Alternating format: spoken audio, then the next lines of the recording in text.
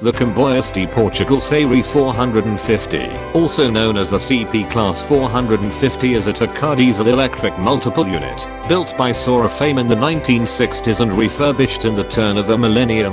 These trains can be seen serving Lisbon, Porto, Caldas da Rainha, Figueira da Foz, Beja, Évora and so many other places that I'm too lazy to list here. Anyways, on to the technical stuff. These trains are quote unquote fast, with a top speed of 120 km an hour and a modest acceleration rate.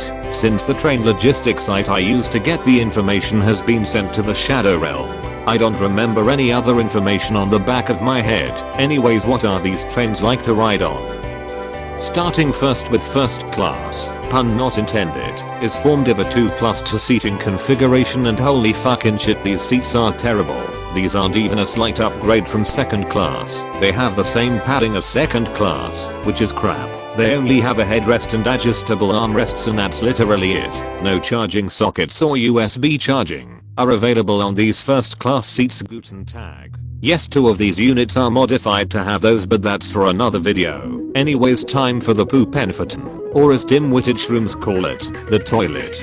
The toilet door does not slide because screw accessibility. The door locking is a simple switch. It seems to be working as usual, but the toilet itself dumps the waste onto the track, which is normal in Portugal considering the age of their rolling stock, but from the eyes of a tourist this is absolutely disgusting. The sink works, and has a soap dispenser that dispenses the pink sauce for some reason.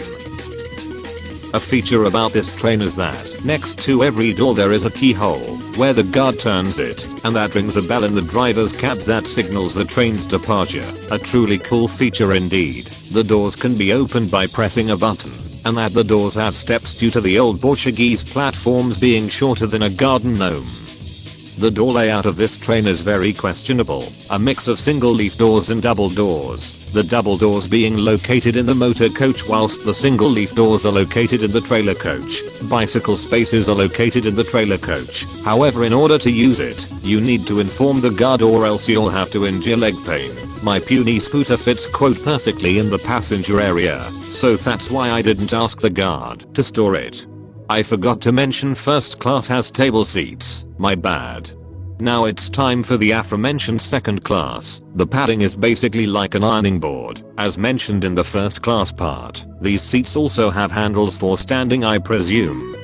At the back of each seat, there's a cutout that lets in a few extra centimeters of legroom. Good thinking, CP, as I would need this, because of the ocean of sweat, because of the scorching temperatures outside, because the air conditioning doesn't help a single bit as the force of the air is as strong as a wet noodle.